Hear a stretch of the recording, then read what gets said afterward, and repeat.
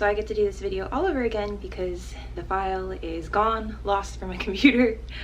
This should have just been like one video, but I ran out of space and now the other pieces are missing. So anyways, I'm gonna sit here, try to hurry up and drink this detox tea and hope it does not kick in before this video is done.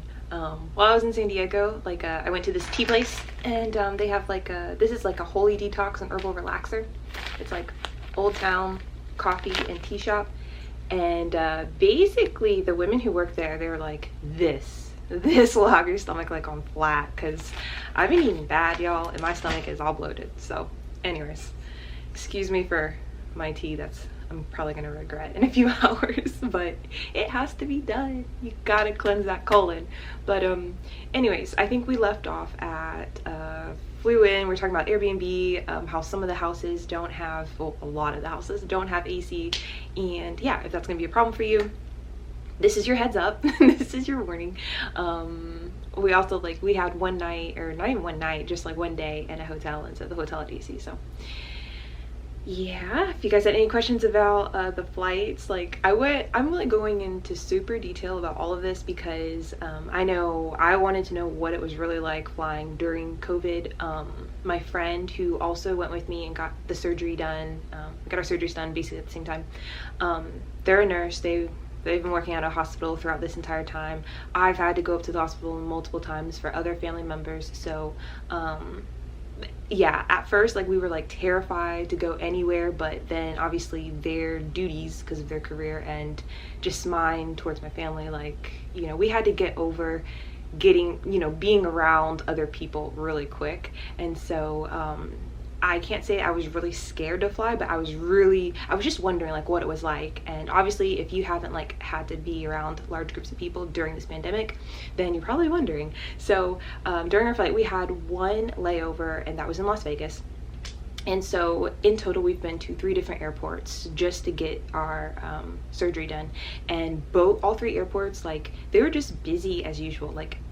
Literally there is no difference other than everyone wearing masks and social distancing. The flights, my Spirit flight was almost full. I think I had one space next to me open, which was pretty cool. But the other airlines that were flying as well, they were pretty much almost full.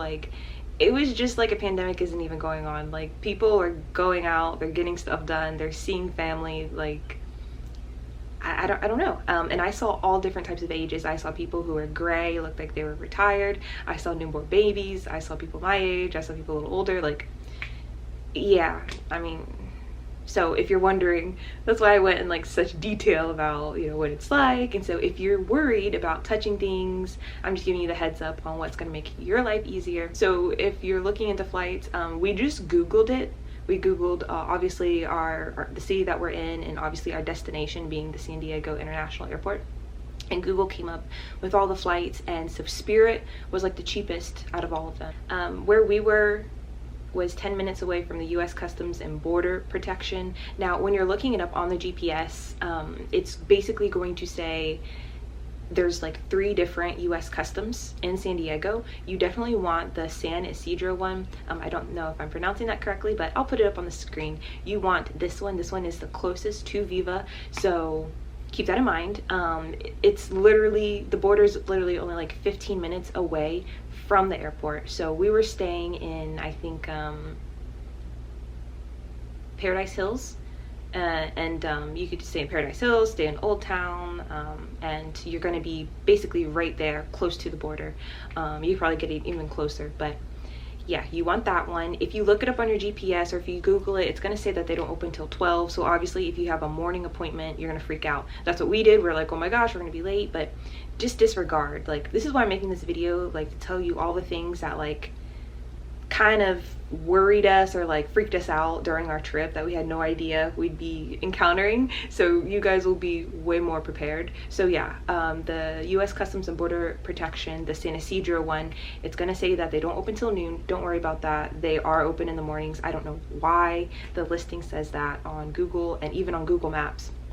So disregard that. FYI, I don't know what state you guys are coming from, what city you're coming from, but everyone in San Diego like wear masks even when they're outside, even when there's no one around. Like they could be walking down the street, there's no people, and everyone is like masked up. So you're gonna be wearing your mask all the time. That was my friend and I, like we were like, dang, we're gonna have a long flight.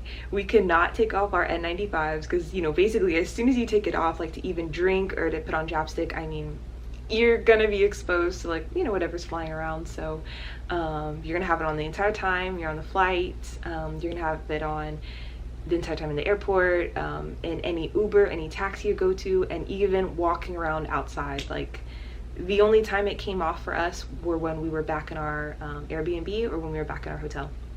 So keep that in mind, keep it on. Even in Tijuana, the people did the same thing. Even walking around outside, everyone had masks on.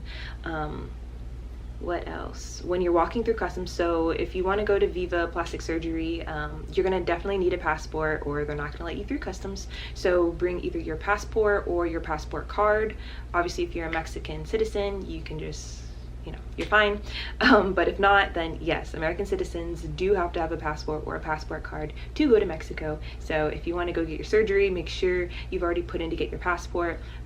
Usually when you're getting a passport, give yourself at least 6 weeks. I got mine expedited. This was a few years ago, and even expedited, it still takes weeks. So just heads up, if you're wondering about that, yes, you do need a passport. They will not let you in. Getting into Mexico is really quick. We got there about an hour before our appointment. Thank gosh. Just in case we had, you know, we ran into any issues.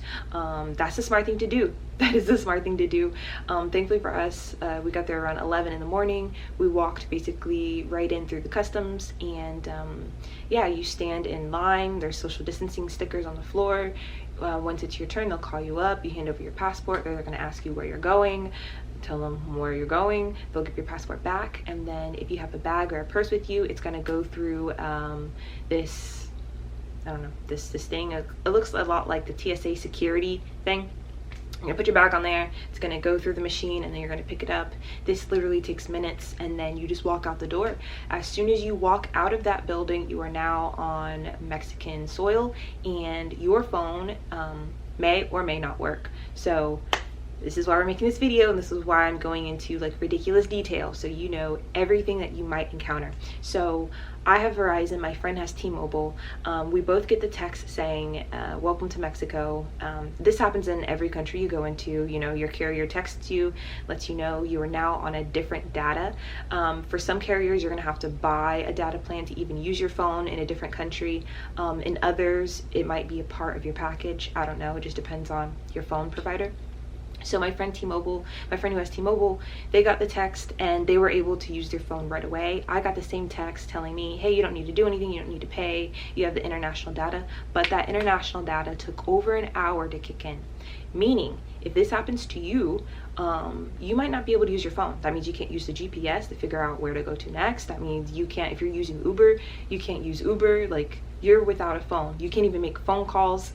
My friend tried calling me, it wouldn't even go through. Like, so this is why I'm making this video, and we're going into ridiculous details so you know everything to expect. Thank God my friends was working. They were able to pull up Uber. We got our Uber and we were able to go another 15 minutes to Vive. So Vive is literally about 14 to 15 minutes from the U.S. Customs border, which you have to go through the U.S. Customs border. Obviously there's 3, so it's a little further away if you go through one of the other ones. So as far as money, you are going to see these machines where you can do the currency exchange yeah, switch in your U.S. dollars. We didn't have to do that. We were able to use our American credit cards to pay at Vive.